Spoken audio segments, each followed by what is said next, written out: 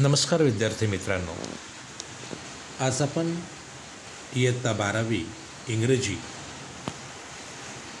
या विषयाच्या 4.1 history of novel या विषयाच्या आधारित लिटरेचर प्रकारावर आपण PPTच्या माध्यमातून माहिती घेणार आहोत। मला खात्री आहे HSC बोर्ड एक्झामिनेशनमध्ये 4 मार्कावर यावर प्रश्न विचारला जातो। आजचा जो व्हिडिओ आहे हा तयार करताना मला अतिशय आनंद होतो आहे की आपण या व्हिडिओचं पूर्ण आकलन जर केलं तर 4 पैकी 4 मार्क यावर तुम्हाला मिळू शकतील। Let's go, we are going to learn the one of the best history of novel. History of novel is one of the best lesson and topic which is also we can see in the book of the HSC or standard 12 history of novel। कादंबरीचा इतिहास आपण पाहत असताना सर्वात पहिल्यांदा कादंबरी ही कशा प्रकारे विकसित झाली याचा जर विचार जर केला तर ती पिरियडिक एसेच्या स्वरूपामध्ये होती। 18व्या शतकामध्ये पिरियडिक एसे म्हणजेच ठराविक कालखंडानंतर तयार होणारे निबंध, आणि हे निबंध होते हे लॉंग स्वरूपातले होते, नरेटिव्ह स्वरूपातले होते। खरं तर या कादंबरीचा जन्म देखील 18व्या शतकामध्येच झाला। So 18th century is one of the boons for the novels असंही म्हटलं जात असतं। याचा विचार करत असताना आम्हाला असं लक्षात येतं की age of intellectual, sentimental and realistic plane हा जो 18व्या शतकाचा कालखंड आहे हा त्या काळचा अतिशय महत्त्वाचा बुद्धिजीवी, विचार करणारे आणि वास्तववादी जीवन जगणाऱ्या लोकांचा तो कालखंड होता। आपल्याला माहिती आहे की इंग्लंडमध्ये औद्योगिक क्रांतीची सुरुवात झाली आणि त्यानंतर त्याचे पडसाद हे अनेक घटकांवर पडायला लागले। त्याचाही प्रभाव मात्र इंग्रजी साहित्यावर पडला आणि विशेष म्हणजे नॉव्हेल त्यापासून वेगळे राहू शकत नाही। 18th centuryची जर महत्त्वपूर्ण वैशिष्ट्ये जर पाहिली तर periodical essays are form, it is also the birth century of the novels also, and it is also the age of intellectual to be known as and sentimental and realistic plain also. या ठिकाणी आम्हाला अजून एक लक्षात घेता येईल की 18व्या शतकाला help the readers to more purposeful and virtuous life. कादंबरी या साहित्य प्रकाराच्या माध्यमातून माणसांना आपलं जीवन अतिशय चांगल्या प्रकारचं, मूल्यवर्धित प्रकारचं हे जीवन जगता आलं। म्हणजे कादंबरीचा प्रभाव हा 18व्या शतकातील माणसांवर, मानवजातीवर मोठ्या प्रमाणामध्ये पाहायला मिळतो हे आपल्याला या ठिकाणी स्पष्ट होत आहे। विद्यार्थी मित्रांनो, हे जे काही नॉव्हेल आहे हे कादंबरी जे आहे, जसं कथा, कादंबरी तशा प्रकारचे इतर साहित्य देखील आहे। म्हणजे ही कादंबरी जी आहे ती कशी तयार झाली, ती कशा स्वरूपातली असते असं इंग्लिशमध्ये म्हटलं जातं की novel means a long narrative fiction, एक लांबलचक कथनात्मक अशा प्रकारचं साहित्य कल्पनेवर आधारित ते म्हणजे कादंबरी। हा जो नॉव्हेल शब्द आहे ना हा describe intimate human experiences in a prose form, गद्य स्वरूपामध्ये मानव जातीचे अत्यंत महत्त्वाच्या अनुभवांचं वर्णन या कादंबरीमध्ये केलं जात असतं। विशेष करून जर आपण क्लॉकवाईज जर पाहिलं तर यामध्ये असं लक्षात येतं नॉव्हेलमध्ये narrates a story with more details of time, place, nature, people and their minds, their gestures and the activities. म्हणजेच आपण असं म्हणू शकतो ही कादंबरीमध्ये जी गोष्ट लिहिली जाते, ज्याचं कथन केलं जातं त्यामध्ये वेळ, ठिकाण, निसर्ग, माणसं आणि त्यांची मनं आणि त्यांचे हावभाव या इतर सर्व गोष्टींचा समावेश या कादंबरीमध्ये होत असतो। ही कादंबरी कशापासून तयार झाली, कुठल्या शब्दापासून तयार झाली याचाही जर विचार केला तर आपल्या लक्षात येईल it is a derived from Italian word novella, novella means new. Novella या इटालियन भाषेच्या शब्दापासून नॉव्हेल हा शब्द तयार झाला आणि या नॉव्हेलचा अर्थ होता न्यू म्हणजे नवीन असा होता. आम्हाला ऑब्जेक्टिव्ह प्रश्नामध्ये 2 मार्काला याच्यावर आम्हाला प्रश्न विचारला जाऊ शकतो, जसं की कादंबरी ही 18व्या शतकातील एक देणगी आहे किंवा नॉव्हेल म्हणजे नेमकं काय. तर या PPTच्या माध्यमातून आपल्याला हे पॉईंट्स लक्षात घेता येऊ शकतील, यावरून आपल्याला नोट्स काढता येऊ शकतील.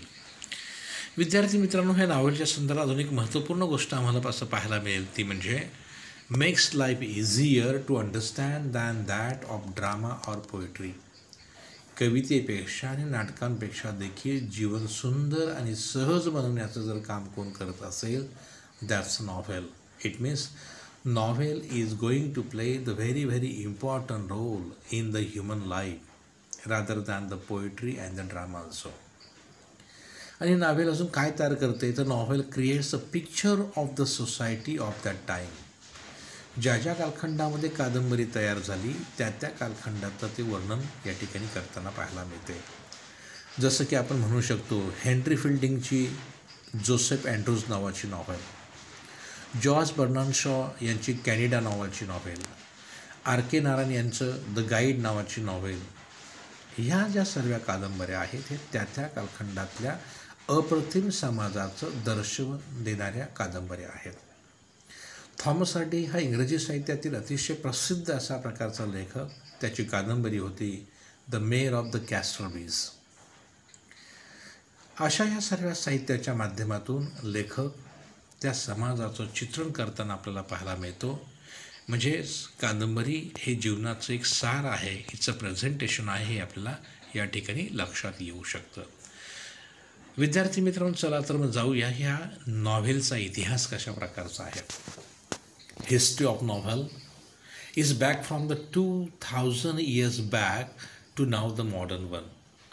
जवळजवळ 2000 वर्षापूर्वीपासून कादंबरीचा जन्म झाला आहे आणि त्याच्याही पुढे जर आपण असं पाहिलं तर आत्ताच्या मॉडर्न ज्या कादंबऱ्या आहेत इथपर्यंतचा एवढा मोठा लांबलचक जो प्रवास आहे तो या कादंबरीचा आहे.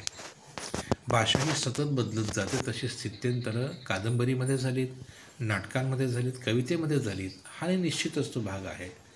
मग अशी ही कादंबरीला एवढा मोठा जुना असा इतिहास आहे, तर मग त्याच्या संदर्भातला आपण अभ्यास पाहूया. तुमचं लक्षात येत असेल, first appearance of the novel was in 2nd to 6th century in the form of the Greek romances. Greek देशातील जे कादंबरीकार होते, लेखक होते, त्यांचे रहस्यमय अशा प्रकारच्या कथा ज्या आहेत 2व्या ते 6व्या शतकांमध्ये त्यांनी जे काही लिहून काढलं नॉव्हेलच्या स्वरूपामध्ये, तिथे आम्हाला पाहायला मिळतं. They were the collection of the short tales. अनेक छोट्या छोट्या कथांचं एक मिश्रण करून एकत्र करून ते नॉव्हेल लिहित असायचे. These were the imaginative and delightful stories of ideal love and marvellous adventurous. म्हणजे कादंबऱ्यांमध्ये काय होतं तर इमॅजिनेटिव्ह कादंबरीच्या स्वरूपामध्ये ते काल्पनिक स्वरूपातल्या काही गोष्टी त्यामध्ये असायच्या, ज्या आनंद आम्हाला द्यायच्यात, अशा प्रकारच्या गोष्टी असायच्या. आणि विशेष म्हणजे त्या गोष्टींमध्ये एक आदर्श प्रेम आणि उत्कृष्ट साहसात्मक कथा या कादंबऱ्यांमध्ये असायचे. म्हणजे 2ऱ्या शतकापासून तर 6व्या शतकांपर्यंत अशा या कादंबऱ्यांमध्ये या स्वरूपातल्या नॉव्हेल्स आम्हाला पाहायला मिळायच्या.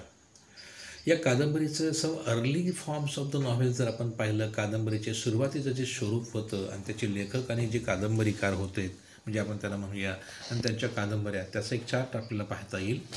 व्हर्जिल नावाचा लेखक होता, त्याचं इकॉलॉजीज नावाची कादंबरी होती. मेलरीज होता, त्याची मॉट डी ऑर्थर नावाची कादंबरी होती.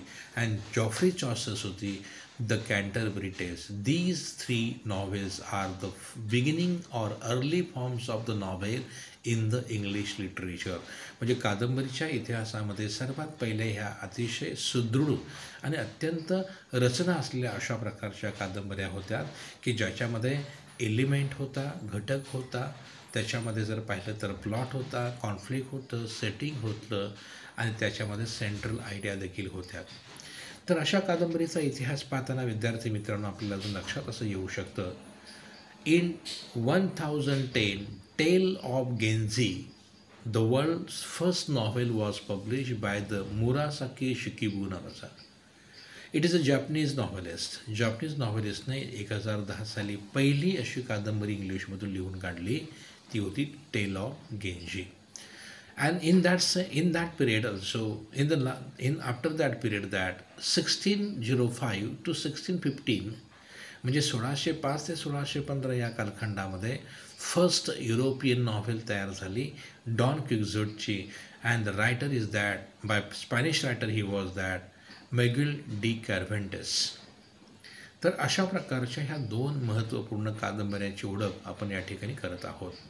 In England novels appear after 1740, म्हणजे खऱ्या कादंबरीचा उदय मात्र 1740 नंतर इंग्लंडमध्ये आपल्याला पाहायला या ठिकाणी मिळतो आहे. तर विद्यार्थी मित्रांनो, अशा ह्या नॉव्हेलचा भाग आपण या ठिकाणी लक्षात घेत आहोत. पुढे आपण लक्षात घेऊ शकतो की अर्लियर नॉव्हेलिस्ट अँड देअर नॉव्हेल्स. सुरुवातीचे काही जे नॉव्हेलिस्ट आहेत आणि त्यांच्या ज्या कादंबऱ्या आहेत त्यांचा आपण विचार या ठिकाणी करणार आहोत. जॉन बनियान नावाचा जो लेखक आहे, is a famous. The pilgrimage progress नावाची कादंबरी आपल्याला लक्षात घेता येईल, 1678. Two is Aphra Behn Oroonoko, 1688. And the third one is that 18th century novels and 20th century novels also famous also here. We come to know that some of the important novels also given here, and these are the as below as that. What are those? The first is the Samuel Richardson's Pamela नावाची त्याने novel लिहून काढली. Virtues rewarded नावाची novel लिहिली. क्लॅरिसा novel लिहून काढली. ह्या epistolary नॉव्हेलच्या प्रकारामध्ये मोडतात. नॉव्हेल्स आहेत, हेनरी फिल्डिंग आहे, त्याच्यामध्ये नंतर ज्याला लॉरेन्स टेम आहे, टोबियास स्मॉलेट आहे, Charles Dickens, Walter Scott, Nathaniel Hawthorne, Horace Walpole, Thomas Hardy, Wilkie Collins and H.G. Wells. These are also topmost novelists in that period. दुसरा भाग आम्ही जेव्हा या ठिकाणी लक्षात जर घेतला तर त्याच्यामध्ये E.M. Forster, James Joyce, Joseph Conrad, Henry James, George Orwell, Graham Greene, D.H. Lawrence, William Golding and Anthony Burgess हे देखील एक नामांकित कादंबरीकार त्या कालखंडामध्ये होतं. जर आम्ही पाहिलं तर इमिग्रंट्स रायटर्स, अतिशय प्रसिद्ध अशा प्रकारच्या रायटरचा जर विचार केला तर भारतामध्ये सलमान रश्दी हे एक कादंबरीकार होते. V.S. नायपॉल हे त्रिनिदाद या फॉरेन कंट्रीमधले होते. तर जपानमधले काझुओ इशिकोरा नावाचे कादंबरीकार प्रसिद्ध होते. They widen the circumferences of the genre by writing the political, social, psychological and other modern issues. एक आधुनिक कालखंडातले मानसशास्त्रीय, सांस्कृतिक, सामाजिक, राजकीय अशा वेगवेगळ्या शैलीवर त्यांनी कादंबऱ्या लिहायला सुरुवात केली आणि कादंबरीला खऱ्या अर्थाने समृद्धी आणण्याचा त्यांनी प्रयत्न करताना आपल्याला या ठिकाणी पाहायला मिळणार आहे. वुमेन नॉव्हेलिस्ट लिटररी वर्क त्यांच्या आहेत. द नॉव्हेलिस्ट आहेत फ्रान्सिस बर्नी, तिचं वर्क आहे. Evelina, the novel of the manners. Anne Radcliffe, gothic novels. Mary Shelley, Frankenstein novel based on the science. Jane Austen's, Emily Brontës and Charlotte Brontë, the Wuthering Heights, Jane Eyre. Mary and Evans एलॅश, George Eliot, novels reflecting the psychological inside. यांच्या ज्या novels होत्या या novels मानसशास्त्रीय जी गोष्टी असायच्या, बाबी असायच्या त्यांचं त्या ठिकाणी वर्णन ते करत असायचे. व्हर्जिनिया वुल्फ या कालखंडातली अतिशय प्रसिद्ध अशा प्रकारची लेखिका होती. तिने स्ट्रीम ऑफ कॉन्शियसनेस नॉव्हेलवर भर दिला, ज्या कादंबऱ्यांमध्ये विशेष करून एक सतत विवेकबुद्धीचा वापर आणि एक अंतर्मनाचा ठाव घेणाऱ्या अशा प्रकारच्या कादंबऱ्या त्यांनी लिहून घेतल्या. त्या आहेत व्हर्जिनिया वुल्फ. ॲगाथा ख्रिस्तीनी नॉव्हेल्स ऑन क्राईम, गुन्हेगारांवरच्या कादंबऱ्या त्यांनी तयार केल्यात. हार्पर ली होते, मार्गरेट ॲटवूड होते किंवा टॉनी मॉरिसन्स होते, आलिस वॉकर होते, याने देखील नॉव्हेल्स ऑफ क्राईमवर भर देताना आपल्याला पाहायला मिळतील. इंडियन नॉव्हेलिस्टचा विचार केला तर त्यावेळेचं भारतीय कादंबरीकारांमध्ये देखील एक समृद्ध अशा प्रकारचं वातावरण होतं. समृद्ध कादंबऱ्या त्याने दिल्या. तर पहिली त्या ठिकाणी भारतामधली कादंबरी होती बंकिमचंद्र चट्टोपाध्याय, यावर आम्हाला प्रश्न विचारला जातो. राजमोहन स्वाईप या नावाची ती कादंबरी होती. The Indian field, the first novel in English by Indian writer. Mulk Raj Anand, R के नारायण, राजा राव, अनिता देसाई, नयनतारा सहगल, अरुण जोशी, मनमोहर मळगावकर, अमिताभ घोष, विक्रम सेठ, उपमन्यू चटर्जी, ही अशी काही कादंबरीकारांची नावं सांगता येतील. आणि अलीकडचे जे रिसेंट नॉव्हलिस्ट आहेत त्याच्यामध्ये सलमान रश्दी, अरविंद अदिगा, अरुंधती रॉय, किरण देसाई आणि किरण नगरकर यांचा विचार आपल्याला या ठिकाणी निश्चितच करता येऊ शकतो. ॲगाथा ख्रिस्तीनी किंवा इतर हे जे क्राईम नॉव्हेल रिलीज होत आहेत यांनी फार मोठी उंची या कादंबरींना प्राप्त करून दिली. पुढे विद्यार्थी मित्रांनो, आपण लक्षात या ठिकाणी घेत आहोत की नॉव्हेल्स ज्या आहेत त्या कशा प्रकारच्या असतात, त्याच्यामध्ये नेमकं कुठले प्रकार असतात. आता आपण क्लॉकवाईजच्या ह्याच्यानुसार जर पाहिलं तर या ठिकाणी the novel take place at a single tradition, त्याच्यामध्ये एक विशिष्ट प्रकारची परंपरा पद्धती विकसित केलेली असते.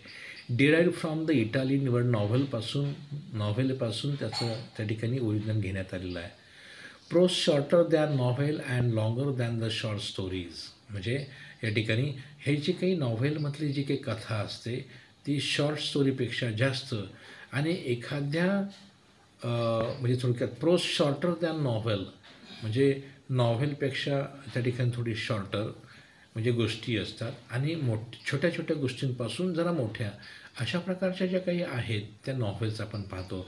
लाँग नरेटिव्ह फिक्शन आपण त्याला थोडक्यात म्हणू शकतो. पुढील भाग आपण पाहतो well structure at short narrative, थोडक्यात किंवा वेल स्ट्रक्चरच्या नॉव्हेल असतात. Satiristic or realistic in a tone, याच्यामध्ये उपहास किंवा वास्तववाद या नॉव्हेलमध्ये मांडलेला असतो, तो काल्पनिक स्वरूपामध्ये असतो. And one incident or issues or one more characters, एक किंवा अनेक पात्र, एखादा प्रश्न किंवा एखादा प्रसंग यामध्ये हा वर्णन केलेला असतो. जर आपण नॉव्हेल्स अँड देअर ऑथर्सचा जर विचार केला विद्यार्थी मित्रांनो, the heart of the darkness Joseph कॉर्नरने लिहिलेली कादंबरी आहे. The turn of the screw Henry जेम्सची कादंबरी आहे. बिली बर्ड हर्मन मेलविल आहे. डेथ ऑफ व्हेनिस ही कादंबरी थॉमस मॅनने लिहिलेली आहे.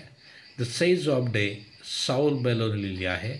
आणि पर नावाची कादंबरी आहे ते जॉन स्टेनबेक नावाने लिहिली आहे, या कादंबरीकारांनी लिहिलेली आहे. अशा प्रकारच्या ज्या कादंबऱ्या ज्या आहेत ह्या अतिशय प्रसिद्ध अशा प्रकारच्या कादंबऱ्या या आपल्या भागामध्ये पाहायला आपल्याला मिळणार आहेत. तर या कादंबरीचे जे काही घटक आहेत, elements of the novel, which are those, तर these are. The first is the plot. Plot म्हणजे कथा. मग ते कथा म्हणजे course of events that make up the theme. वेगवेगळे अशा प्रकारच्या प्रसंगांच्या माध्यमातून रंगवलेले लेखन, गद्य स्वरूपातलं साहित्य म्हणजे ती कादंबरी असते, ती कथा असते.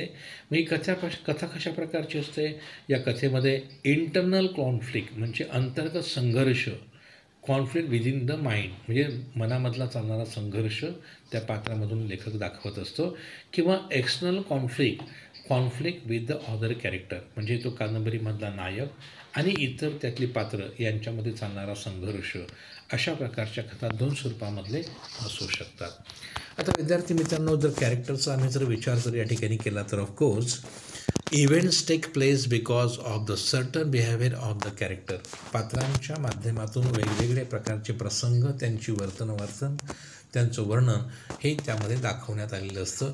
याच्यामध्ये या कॅरेक्टरमध्ये दोन प्रकारचे पात्र असतात. एक प्रोटोगॉनिस्ट असतो आणि एक अँटोगॉनिस्ट असतो. प्रोटोगॉनिस्ट ज्याचा अर्थ आहे की तो एखाद्या विशिष्ट प्रकारच्या पद्धतीला विरोध करणारा अशा प्रकारचा नायक असतो, आणि अँटोगॉनिस्ट अशा प्रकारचा असतो तर तो ॲक्सेप्ट त्या ठिकाणी करत असतो.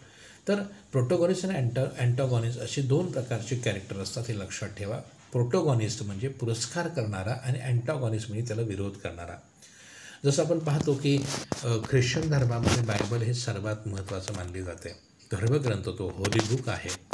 त्याच्यामध्ये Old Testament and New Testament. Old टेस्टामेंटमध्ये काय दिलं आहे, जुन्या बायबलमध्ये काय दिलं आहे, तर जे काही सनातन पद्धतीने जे चालत आलेलं आहे ते मान्य करणं, त्यावर विश्वास ठेवणं, देव आहे याच्यावर विश्वास ठेवणं, शास्त्रीय किंवा वैज्ञानिक पद्धतीने कुठलाही न विचार करता देव सांगतोय ना त्याच्यावर विश्वास ठेवणं, म्हणजे त्याला ऑर्थोडॉक्स किंवा त्याला आपण म्हणतो की ओल्ड टेस्टामेंट असं म्हटलेलं आहे. आणि न्यू टेस्टामेंट म्हणजे काय, जे काही देव सांगतो ते बरोबर आहे, परंतु जे काही सांगितलं जात आहे ते खरं आहे की खोटं आहे हे जाणून घेणारं पात्र किंवा अशा प्रकारच्या व्यक्ती म्हणजे अँटॉगॉनिस्ट असतात. आणि मग त्याच्यामध्ये आपण असं लक्षात घेतो की दोन पात्रांचे प्रकार पडतात, प्रोटॉगॉनिस्ट अँड अँटॉगॉनिस्ट. पुढे आम्ही पाहतो की कादंबरीमधला सर्वात महत्त्वाचा घटक जे आहे ते म्हणजे कॉन्फ्लिक्ट, म्हणजे संघर्ष. जर कादंबरीमध्ये पात्रांमधला संघर्षच नसेल, चांगल्या आणि वाईटमध्ये संघर्षच नसेल तर ती कादंबरी होऊ शकत नाही आहे. The struggle between the opposite forces, म्हणजे नायक असेल, नायिका असेल, एखादं दोन त्याला सहाय्य करणारं कॅरेक्टर असेल आणि त्याच्या अपोजिट व्हिलन असेल आणि त्याला मदत करणारे, अशा दोन गटांमध्ये दोन व्यक्तींमधला संघर्ष हा दाखवला असतो. जर कादंबरीमध्ये संघर्ष नसेल तर ती कादंबरी त्या ठिकाणी इतकी इफेक्टिव्ह ती होऊ शकणार नाही आहे. या कादंबरीमध्ये पुढचं एलिमेंट आहे ते म्हणजे सेटिंग, म्हणजे रचना त्याची कशी असते. तर background in which the story take place. Setting म्हणजे काय की त्या कथेचं, त्या कादंबरीचं मूळ अशा प्रकारचं पार्श्वभूमी किंवा त्याची जी गोष्ट आहे. मग याच्यात काय काय असतं, टाईम असतो, वेळ दिलेली असते, ती कधी ती कादंबरी घडलेली आहे, तो प्रसंग कधी घडला, कुठे घडला असेल, प्लेस ठिकाण दिलेलं असतं, एक कालावधी दिलेला असतो, पिरियड दिलेला असतो, वेदर त्या ठिकाणचं हवामान कसं आहे, त्या लोकांचं लाईफस्टाईल म्हणजे जीवनशैली कसं आहे, वातावरण कशा प्रकारचं क्लायमेट आहे, ह्या सर्व गोष्टींचा उहापोह या कादंबरीमध्ये सेटिंगच्या माध्यमातून केला असतो, जेणेकरून the novel should be have to be focus on the mind of the reader. वाचकाच्या मनावर प्रभुत्व ते निर्माण करण्याचा प्रयत्न करतं किंवा त्याच्यावर जोर देण्याचा ते प्रयत्न करतं. मग या नॉव्हेलमधलं पुढचं एलिमेंट आहे ते लँग्वेज स्टाईल. लँग्वेज म्हणजे भाषा आणि स्टाईल म्हणजे शैली. म्हणजे या भाषेला विशिष्ट शैली असते. आपण पाहूया, Indian novelist Indian words use करतात, British novelist British words are they are using, American novelist आहेत these are using American words, American language.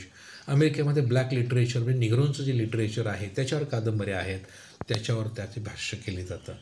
तशा प्रकारची स्टाईल, शैली ही कादंबरीकार वापरत असतात. Language and techniques use by the writer for the narrations of the story. त्या कादंबरीतील कथेचं वर्णन करत असताना विशिष्ट प्रकारचे तंत्र किंवा भाषा शैलीचा वापर केला जातो. त्या भाषेमध्ये आपण लॅकॉनिक, ओघवती भाषा किंवा एक्सटेन्सिव्ह व्होकॅब्युलरी, अतिशय उच्च स्तरावरचे शब्द, हाय फ्रेजेस वापरून, म्हणजे कधी कधी दोघं प्रकारच्या भाषा वापरून त्या ठिकाणी कादंबरी ही तयार केली जात असते. आणि पुढच्या आपण शेवटच्या मुद्द्याकडे आपण या ठिकाणी येतो आहे, तो म्हणजे थीम. थीम म्हणजे मूळ संकल्पना आपण त्याला म्हणतो, ज्याला central idea of the novel. याच्यावरही आम्हाला 2 मार्काचे ऑब्जेक्टिव्ह प्रश्न एस्नो टाईपचे असतील, रिकाम्या जागा भरा असतील, किंवा वाक्य पूर्ण करा संदर्भातली असतील, किंवा write down the elements of the novels, अशा प्रकारचे प्रश्न आपल्याला येऊ शकतात. मग एलिमेंट्स ऑफ द नॉव्हेल जर आपण पाहिलं तर plot, character, conflict, setting, language style और थीम, अशा प्रकारचे हे प्रकार या ठिकाणी पडत असतात. तर विद्यार्थी मित्रांनो, हा व्हिडिओ मुद्दामच मी मराठीमधून तयार केला आहे, जेणेकरून हा व्हिडिओ तुम्हाला चांगल्या प्रकारे समजावा, चांगल्या प्रकारे तुम्हाला ते लिहिता यावं. अशा प्रकारच्या नोंदी किंवा नोट्स तुमच्या वहीमध्ये लिहून काढल्या तर तुम्हाला चांगले मार्क्स यापैकी मिळू शकतील. 4 पैकी 4 मार्क्स आपल्याला मिळायला पाहिजेत. 2 मार्काला ऑब्जेक्टिव्ह प्रश्न असतात आणि दुसरे 2 मार्काला 50 शब्दामध्ये ते लिहून काढा. For example, what is mean by the novel and what are the elements of the novel, explain any 2. नॉव्हेल म्हणजे काय, नॉव्हेलचे किती घटक असतात, त्यापैकी कुठल्याही 2 घटकांची चर्चा करा. तर आम्हाला त्यावर ते लिहिता आलं पाहिजे. आता आपण जात आहोत टाईप्स ऑफ द नॉव्हेल. पहिला प्रकार आहे रिअलिस्टिक, वास्तववादी novel. Gives effect of realism, वास्तववाद त्याच्यामध्ये असतो. Also called novel of manner, त्याला नॉव्हेल ऑफ द मॅनर असंही म्हटलं जातं. कॉम्प्लेक्स कॅरेक्टर, एकापेक्षा अधिक कॅरेक्टर आणि त्यांचे सहसंबंध त्यांचे जे काही रिलेशन संबंध आहेत ते संमिश्र स्वरूपामध्ये मांडलं जातं. The next word that's epistolary, आणि हे पत्र प्रकारातलं असतं. Derived from the epistola means a letter, लेटरपासून तयार केलं असतं. Narration through a series of correspondence or diary entries, म्हणजे अनेक अशी पत्र, अनेक अशा गोष्टी, ते पत्रव्यवहार केला जातो, त्या सर्वांचं कलेक्शन करून त्याच्यावर कादंबरी लिहिली जाते. जसं की महात्मा गांधींचं जीवनचरित्र संदर्भात त्या आपण गोष्टी लक्षात घेऊ शकतो. परंतु गांधींनी अनेक आपल्या अनुयायांची पत्र लिहिली. जेव्हा त्या अनुयायांकडे गेली, त्या लोकांनी काय केलं, ते सगळी पत्र एकत्र आणलीत आणि त्याच्यावर त्यांनी त्यांची एक छोटी कादंबरी तयार केली. त्याला एपिस्टोलरी नॉव्हेल असं आपण म्हणू शकतो. पुढे जाऊया. पिकारेस्क्यू म्हणजे अशी कादंबरी की ज्याच्यावर चित्रमयती स्वरूपातली असेल. ओरिजिनेटेड फ्रॉम द पिकारो मिनिंग रोग्यू, पिकारो या शब्दांपासून हा वर्ड आलेला आहे. त्याचा अर्थ आहे रोग्यू, बदमाश. Narrates adventures of a protagonist normally eccentric and disrespectfully, लहरी आणि डिसरिस्पेक्टफुल अशा प्रकारच्या हा प्रोटोगॉनिस्ट नायकावरती लिहिलेली कादंबरी असते. आणि तो स्वच्छंदी असतो, मुक्त असतो, भटकंती करणारा अशा प्रकारचा असतो. अशा प्रकारचे आता नॉव्हेल्स असतात आणि ते वाचत असताना वाचकाच्या डोळ्यासमोर ते चित्र उभं राहतं. एक विशिष्ट पद्धतीचं एक प्रतिमा आपल्यापुढे उभ्या राहतात. त्या पिकारेस्क्यू नॉव्हेल्स आहेत. हिस्टॉरिकल नॉव्हेल्स याच्यामध्ये set in a period earlier than that the earlier writings, म्हणजे हिस्टॉरिकल नॉव्हेल्सचा मूळ बेस असतो की भूतकाळामधील घडलेल्या घटनांच्यावर ते आधारित अशा प्रकारचे असतात. मग शिवाजी महाराज असतील, अकबर असतील किंवा अनेक अशी जी काही जुने राजे होते त्यांच्यावर आधारित अशा प्रकारच्या कादंबऱ्या, राणी झाशीची राणी याच्यावरची कादंबरी, अशा प्रकारच्या काही कादंबऱ्या आपल्याला पाहायला येतील, त्या हिस्टॉरिकलमध्ये मोडतात. Gothic novel, what is mean the Gothic novel? Gothic includes the terror, की ज्या कादंबरींमध्ये भीती आहे, मिस्ट्री गूढ आहे, हॉरर म्हणजे थोडंसं भयानकता दाखवलेली आहे, थ्रिलर रोमांच दाखवलेला आहे, सुपर नॅचरल म्हणजे ज्याला आपण म्हणतो की त्याच्यामध्ये ज्याला म्हणतो की जादूटोणा दाखवलेला आहे, डूम थडगं दाखवलं आहे, डेथ मृत्यू आहे, हॉन्टेड बिल्डिंग, एखादं घर असतं त्या घरामध्ये काहीतरी भूतप्रेत असतात असं म्हटलं जातं. अशा ज्या नॉव्हेलमध्ये ह्या गोष्टी येतात त्या नॉव्हेल गोथिक नॉव्हेलमध्ये मोडत असतात. ऑटोबायोग्राफिकल नॉव्हेलकडे आपण जातो आहे. Based on the life of the author, लेखकाच्या जीवनावर आधारित ज्या नॉव्हेल असतात त्याच्यामध्ये आय या शब्दाचा विशेषतेने वापर केलेला असतो त्या ऑटोबायोग्राफिकल नॉव्हेल. फॉर एक्झाम्पल द्यायचं जर झालं तर my experiments with truth, Mahatma Gandhi, Mein Kampf, Hitler, हे अतिशय जगप्रसिद्ध अशा प्रकारचे अनेक अशा कादंबऱ्या आहेत त्या तुम्हाला ऑटोबायोग्राफिकल नॉव्हेलमध्ये मिळतात. Allegorical novel means what that? Symbolic stories, symbolic meanings related to the politics, religion, history or the philosophy. तत्त्वज्ञान असेल, इतिहास असेल, रिलिजन म्हणजे धर्म असेल, राजकारण असेल, यावर आधारित अशा प्रकारच्या सिम्बॉलिझम करणाऱ्या स्टोरीजच्या स्वरूपामध्ये जी कादंबरी त्याला ॲलेगोरिकल स्टोरीज, कथा स्वरूपातल्या कादंबऱ्या आपण त्याला म्हणतो. युटोपियन अँड डायटोस्पियन नावाच्या कादंबऱ्या नॉव्हेल्स असतात.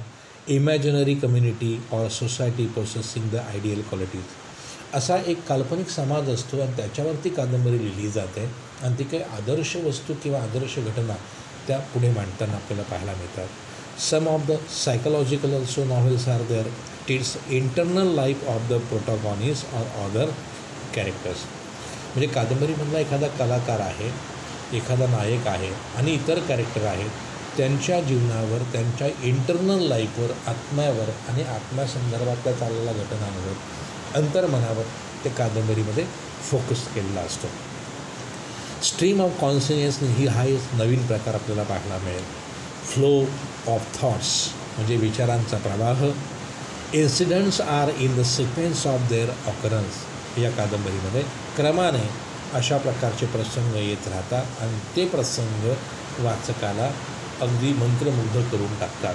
स्ट्रीम ऑफ कॉन्शियसनेसमध्ये करतात, सत्सग बुद्धीचा ते आपल्याला वापर करायला लावतात. Principle of the psychology by James William याच्या त्या काही महत्त्वाच्या कादंबऱ्या आपल्याला यामध्ये सांगता येऊ शकतात. बिल्डन ग्रॉसमन नावाची जी कादंबरी आहे, indicates the growth. Fictional biography or autobiography is concern with the growth of the protagonist. या कादंबरीमधला जो नायक आहे त्याची बायोग्राफिकल, ॲटोबायोग्राफिकल, आत्मचरित्रपर किंवा त्याच्यातला विकास त्यामध्ये दाखवलेला असतो. मग माइंड असेल, मन असेल, स्पिरिट म्हणजे आत्मा असेल, कॅरेक्टर म्हणजे पात्र असतील. मग ते बालपणापासून तर ॲडल्टहूडपर्यंत, बालपणापासून तर मोठं होण्यापर्यंत हा संपूर्ण प्रवास या कादंबऱ्यांमध्ये देण्यात आलेला असतो. तर पुढे आहे पल्प फिक्शन. हे त्या कालखंडामध्ये अतिशय प्रसिद्ध असणारं आणि नावाजलेलं अशा प्रकारचा हा प्रकार होता. 20th century was the very important period of the pulp fiction. काय म्हटलं आहे पुढे? General entertainment for masses, ground for detective stories and the science fictions. म्हणजे गुप्तहेरांवर आधारित अशा प्रकारच्या ज्या ज्या काही कादंबऱ्या होत्या त्या या पल्प फिक्शनमध्ये मोडतात आणि 20व्या शतकामध्ये मोठ्या प्रमाणामध्ये आलेल्या आहेत. 20वं शतक म्हणजे काय? 1901 to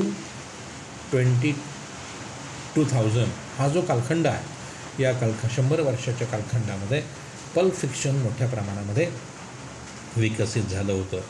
सायन्स फिक्शन आपण जर पाहिलं, the genre of the speculative fiction, imaginative concepts such as futuristic settings, futuristic science and technology, space travel, parallel universe, and the extraterrestrial life, explores the potential consequences of a specific and other innovations. First science fiction in 1823, Frankenstein by the Mary Shelley. तर science fiction म्हणजे विज्ञानावर आधारित अशा प्रकारच्या ह्या गोष्टी असतात किंवा ही नॉव्हेल असते. Genre of the speculative fiction म्हणजे विशिष्ट प्रकारचं हे फिक्शन असतं विज्ञानाधारित. ते कधीकधी इमॅजिनेटिव्ह कॉन्सेप्ट विकसित करतं, कधीकधी त्याच्यामध्ये त्या ठिकाणी सायन्स अँड टेक्नॉलॉजीचा वापर करून पुढे काही वर्षांमध्ये कसं काय घडेल यावर त्या ठिकाणी ते भाष्य करत असतात. किंवा स्पेस ट्रॅव्हल, एखादं शटल यान असतं, अवकाशयान असतं, त्याच्या संदर्भात ते बोलतं, किंवा युनिव्हर्सच्या संदर्भात बोलतं, किंवा प्रदेशामध्ये लाईफ संदर्भात काय घडवू शकतं का, किंवा काहीतरी असे परिणामकारक सायंटिफिक असे काही इनोव्हेशन्स किंवा शोध ते दाखवले जातात आणि त्यावर काही काल्पनिक स्वरूपामध्ये पुढे भविष्यात 50-60 वर्ष, 2 वर्षानंतर किंवा 100 वर्षानंतर काय घडेल त्यावर आधारित अशा प्रकारची भाकितं या सायन्स फिक्शन नॉव्हेल्समध्ये केली जातात. तर शेवटच्या प्रकाराकडे विद्यार्थी जाऊया. डिटेक्टिव्ह फिक्शन्स आपण त्याला म्हणू शकतो.